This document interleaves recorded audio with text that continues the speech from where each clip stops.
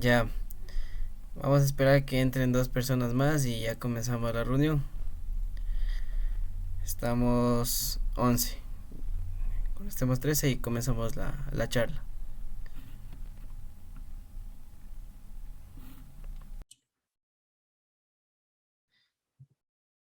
Bueno, muy buenas noches con todos. Mi nombre es Martín Torres, soy estudiante de Ingeniería Automotriz de la Universidad Internacional del Ecuador. Y les vengo a hablar sobre el calentamiento global y cómo prevenirlo. Bueno, primero les voy a hablar de unas cifras que son alarmantes de años pasados y de que se esperan en años futuros. El año 2020 fue el año más caluroso en España, en Europa y a nivel mundial desde que existen registros. Y a escala global, el primer semestre del 2021 terminó entre los seis más cálidos. El pasado mes de agosto, España alcanzó su máximo histórico con 47,4 grados centígrados y Europa con 48,8 grados centígrados. Este incremento de temperaturas podría alcanzar a un aumento de 2,2 grados frente a los niveles preindustriales en 2040 y los 3,8 grados en el 2100. Aunque se espera que las cifras aumenten, más de lo esperado todo esto según el análisis de un grupo de más de 80 científicos en el informe de cambio climático y medio ambiente en el cuenca mediterráneo. Los glaciares se derriten a un ritmo nunca visto anteriormente. El nivel del mar aumenta debido al deshielo. Las selvas se secan y la fauna y flora lucha por sobrevivir en un escenario de cambios vertiginosos y complejos que a menudo impactan gravemente a la biodiversidad. Un aumento general de temperaturas, fenómenos meteorológicos extremos, olas de calor e inundaciones, falta de cosechas, migrantes climáticos y un largo etcétera de consecuencias que ponen al cambio climático en primera línea de la agenda global por sus efectos a nivel mundial. La evidencia científica declara que la actividad industrial humana ha causado la mayor parte del calentamiento global del siglo pasado mediante las emisiones de gases de efecto invernadero que retienen el calor y cuyos niveles son cada vez más altos. De hecho, por primera vez desde que se tienen registros, las conclusiones de un reciente estudio publicado el pasado mes de marzo han puesto en jaque las estimaciones de evolución climática al revelar que la capacidad de la selva más grande del mundo de absorber carbono de la atmósfera se ha reducido hasta tal punto que ya podría estar liberando más carbono que la de que almacena. Pero, ¿qué es exactamente el calentamiento global y cómo impacta en nuestro planeta y nuestro día a día? Vamos a hacer un recorrido por la ciencia para explicar todas las aristas de este fenómeno que ya impregna a todos los niveles de nuestro día a día. A las consecuencias que generan estos gases lo llamamos calentamiento global, pero este fenómeno, el fenómeno en realidad está provocando una serie de cambios en los patrones meteorológicos de la Tierra a largo plazo que varían según el lugar. Conforme la Tierra gira cada día, este nuevo calor gira a su vez, recogiendo la humedad de los océanos, aumentando aquí y asentándose allá, y cambiando en definitiva el ritmo del clima al que todos los seres vivos nos hemos acostumbrado. ¿Qué soluciones hay sobre la mesa para ralentizar este calentamiento? ¿Cómo vamos a sobrellevar los cambios que ya hemos puesto en marcha? Mientras intentamos entender la faz de la Tierra tal y como la conocemos, sus costas, bosques y montañas nevadas están en vilo. El cambio climático se refiere a los cambios a largo plazo de las temperaturas y los patrones climáticos.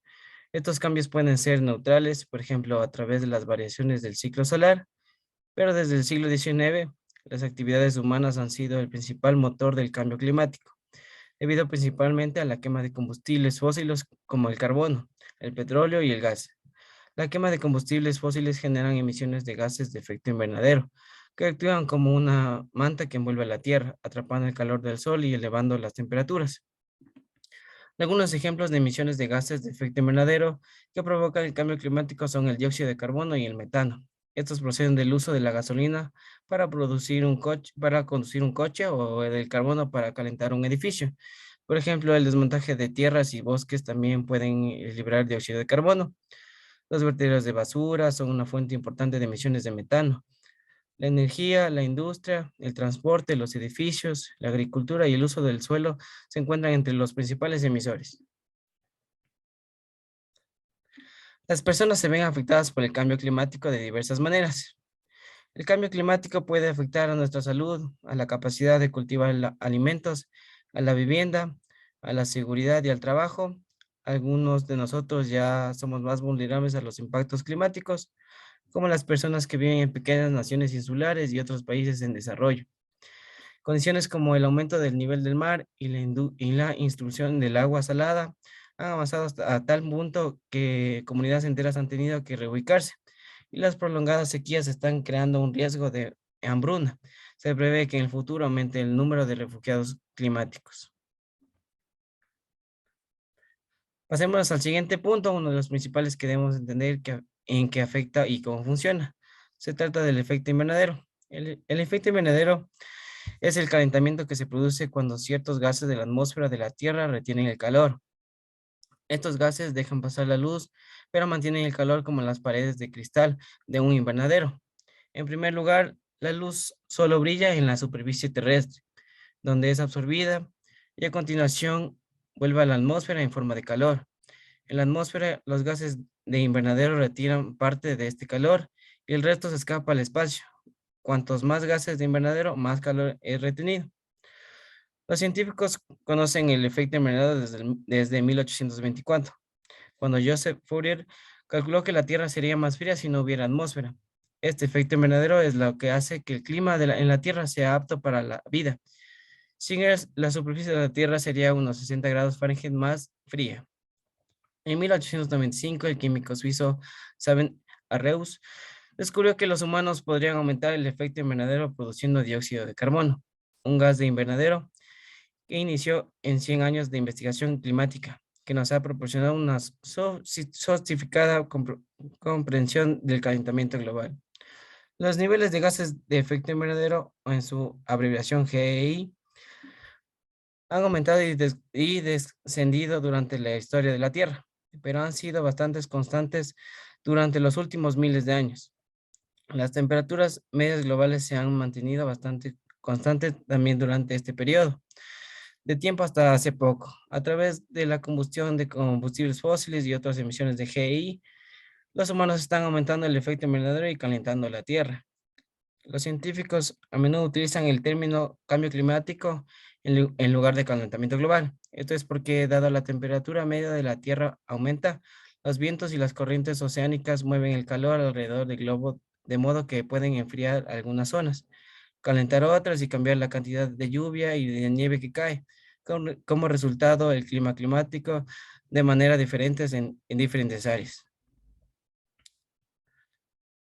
No son naturales los cambios de temperatura.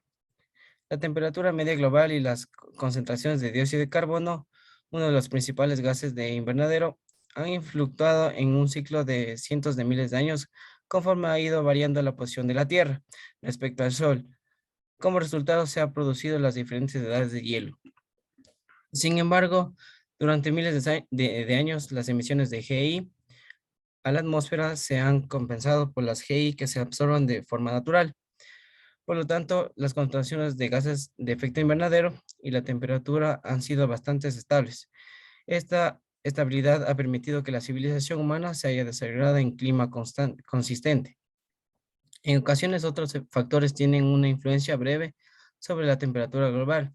Las erupciones volcánicas, por ejemplo, emiten partículas que enfrían temporalmente la superficie de la Tierra. No obstante, estas no tienen efecto que dure más de unos cuantos años. Otros ciclos como el Niño también se producen de manera breve y de ciclos predecibles. Ahora los humanos han aumentado la cantidad de dióxido de carbono en la atmósfera, más de un tercio desde la revolución industrial. Estos cambios tan significativos se han producido históricamente en el transcurso de miles de años, pero ahora se producen en tan solo unas décadas. ¿Por qué es preocupante? El rápido aumento de los gases de invernadero es problema porque está cambiando el clima tan rápido que algunos seres vivos no pueden adaptarse. Igualmente, un clima nuevo y más impredecible impide desafíos únicos para todo el tipo de vida y del que los científicos ya han derivado de diversos puntos de no retorno del planeta. Históricamente, el clima de la Tierra ha oscilado entre temperaturas como las que tenemos en la actualidad y temperaturas tan frías que grandes capas de hielo cubrían en la mayor parte de Norteamérica y Europa. La diferencia entre las temperaturas globales y medias y durante de las edades de hielo tan solo es de 9 grados Fahrenheit. Y estas oscilaciones se produjeron lentamente durante el transcurso de cientos de miles de años.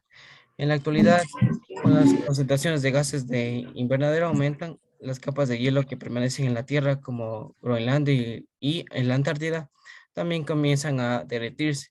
Esta agua sobrante podría hacer que aumente considerablemente el nivel del mar. Conforme sube el mercurio, el clima puede cambiar de forma inesperada. Además del aumento del nivel del mar, las condiciones meteorológicas pueden ser más extremas. Esto implica tormentas mayores y más intensas, más lluvia, seguidas de sequías más prolongadas e intensas. Un desafío para los cultivos, cambios en los ámbitos en los que pueden vivir los animales y pérdida del suministro de agua históricamente prevenida de los glaciares.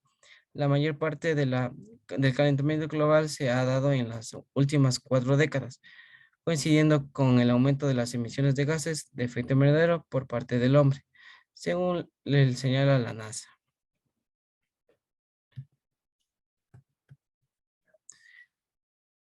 Ahora tenemos una de las 6 medidas que podemos cumplir en el día a día para poder solucionar lo que es el tema de lo que les había hablado, el calentamiento global y los gases de efecto invernadero. Entonces yo les propongo unas 6 medidas que podemos hacer, como la primera, que es usar menos el coche y más el transporte colectivo. Si la topografía de la localidad permite, usar la bicicleta y eso reduce las emisiones de CO2. También tenemos utilizar electrodomésticos que ahorren energía. Podemos apagarlos y regular el termostato de los equipos de calefactor o refrigerante. Podemos también consumir alimentos de la localidad. Con esto evitaríamos lo que es las emisiones por transporte, emisiones de CO2. También tenemos lo que es el ahorro de agua, cerrar el grifo cuando no lo estemos usando y pues realizarle un mantenimiento para que esto no se siga yendo el agua. Utilizar productos biodegradables, así evitaremos la contaminación por plásticos, pesticidas o detergentes. Crear lazos con vecinos para compartir alternativas. Estos son, podemos hacer grupos con gente para poder seguir pensando otros tipos de medidas para prevenir esto. ¿Cómo reciclar correctamente? El deterioro del medio ambiente ha proporcionado el interés de cambio de conciencia ecológica, tanto en las personas como en las empresas. Y esto ha llevado a buscar estrategias para revertir el daño ocasionado por los residuos del ambiente. Una de esas estrategias es el reciclaje. El reciclaje consiste en un proceso donde los distintos residuos o materiales desechos recolectados para luego ser transformados en nuevos materiales que pueden ser utilizados o comercializados como nuevos productos o como materia prima de empresas. La filosofía del reciclaje se basa en que los residuos deben ser tratados como recursos a fin de satisfacer la demanda de materia prima que requieren las empresas mediante recursos que ya hemos extraído o utilizado. El reciclaje tiene dos ángulos de actuación. Uno es la tecnología requerida para el funcionamiento del reciclaje y la otra es dar respuestas a los retos enmarcados en el cuidado del ambiente. Por ello, el reciclaje requiere de programas de investigación, experimentación e innovación con la finalidad de lograr un nuevo uso de recursos reciclados. ¿Qué material se puede reciclar? Se puede reciclar el plástico.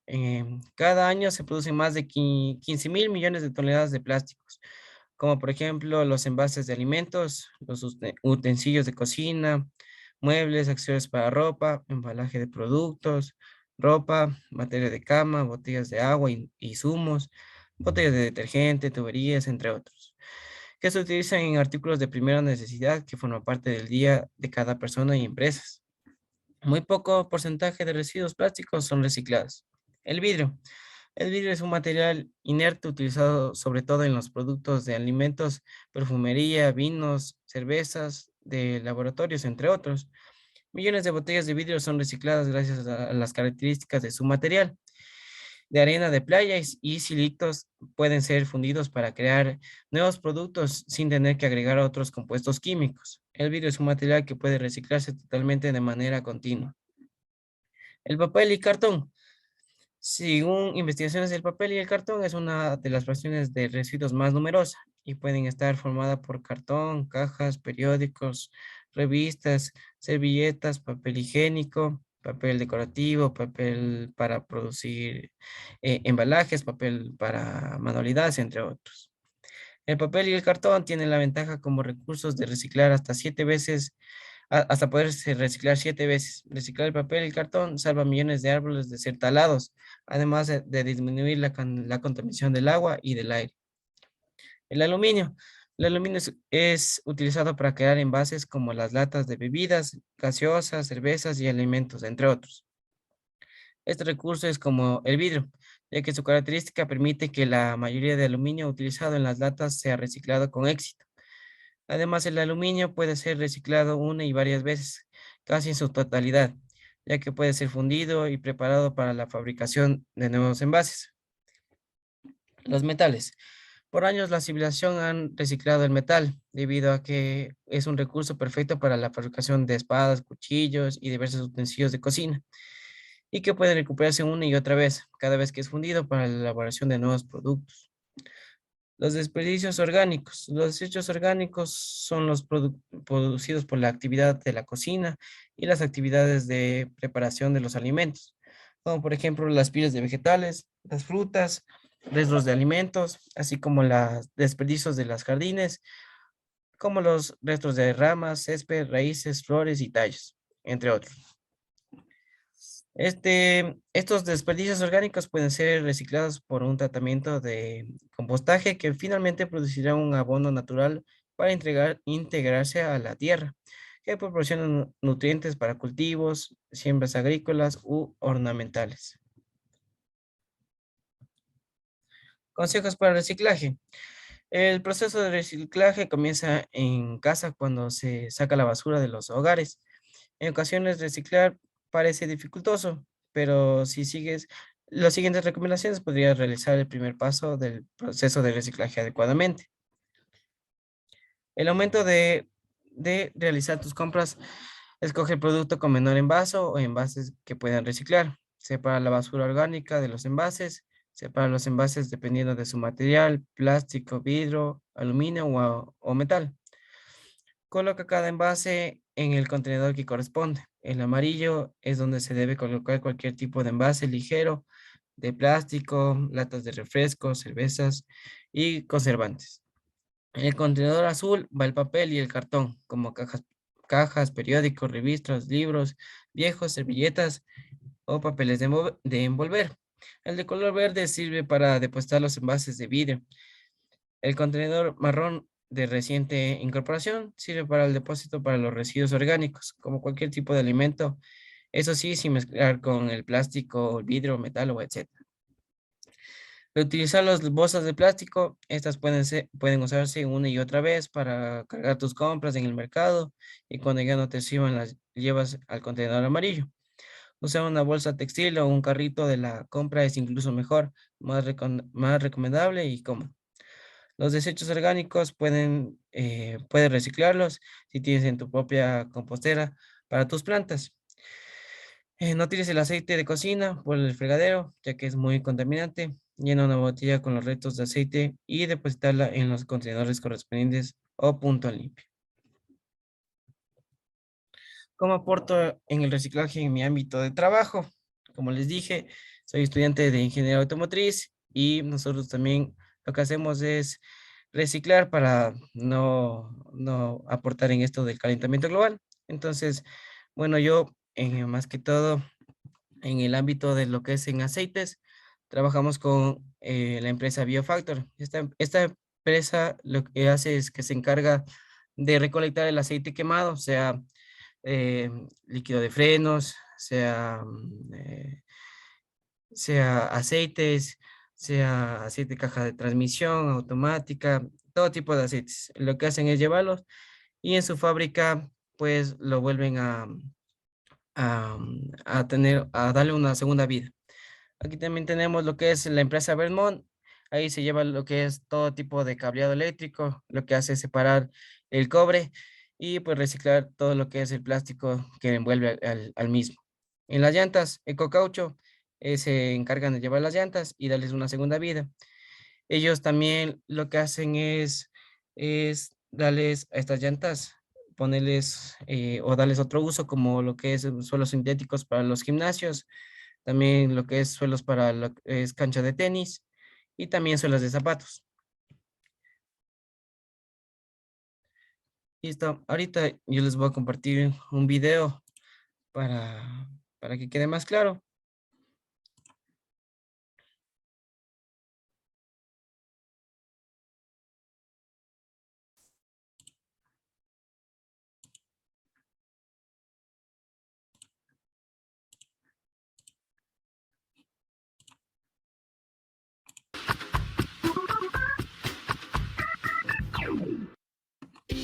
El reciclaje se ha convertido en una de las mayores prioridades para cuidar nuestro planeta.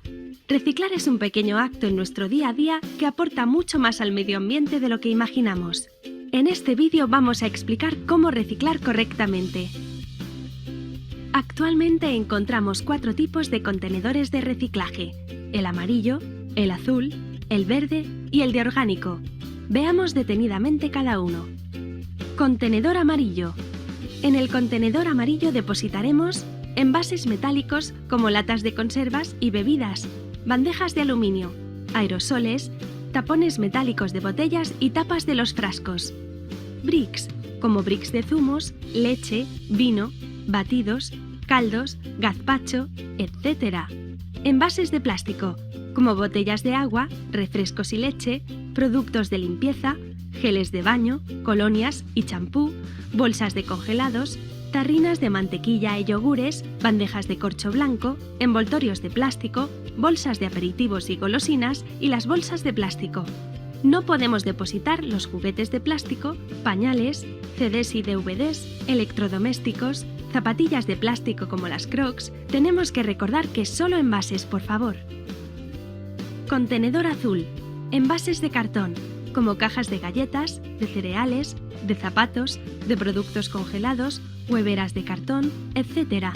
Prácticamente todos los envases de cartón que utilizamos en casa se pueden reciclar. Papel, como periódicos, libros, revistas y bolsas de papel. No podemos depositar servilletas usadas, pañuelos de papel usados, cartón y papel manchados de aceite, pañales o bricks. Solo papel y cartón. Contenedor verde. Envases de vidrio. Aquí puedes depositar cualquier botella de vidrio, los frascos de cosmética y de colonia y tarros de mermelada y de conservas. No se puede depositar bombillas, tubos fluorescentes, resto de vajilla o cristales rotos. Además, tenemos que quitar los tapones a las botellas, tarros y frascos y depositarlos en el contenedor amarillo. Contenedor de orgánico. Residuos biodegradables. De alimentos como cáscaras y pieles de frutas, restos de carnes, pescados, verduras, pozos de café, restos de infusiones, etc. Desechos orgánicos.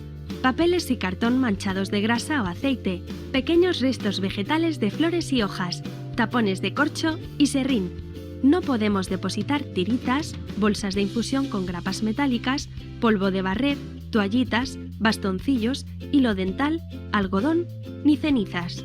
Antes de terminar, queríamos daros algunas razones sobre por qué.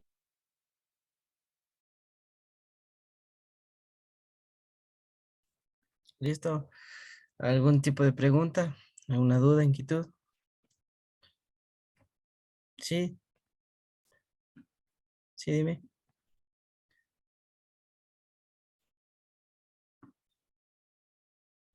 Sabes que no te escucho. ¿Cómo se produce el efecto invernadero? Ya, el efecto invernadero lo que se produce es porque las emisiones de gases de CO2 que nosotros producimos, como lo es en los motores de los carros, las fábricas, estos gases van a la atmósfera y no pueden salir. Estos gases lo que hacen es, mediante las corrientes de aire, se van a los polos y como están calientes estos gases, porque son calientes, pues lo que hacen es derretir los hielos y por eso se produce el efecto invernadero. ¿Alguna otra pregunta? Es así, muchas gracias por su atención. Les agradezco mucho. Que tengan una buena noche.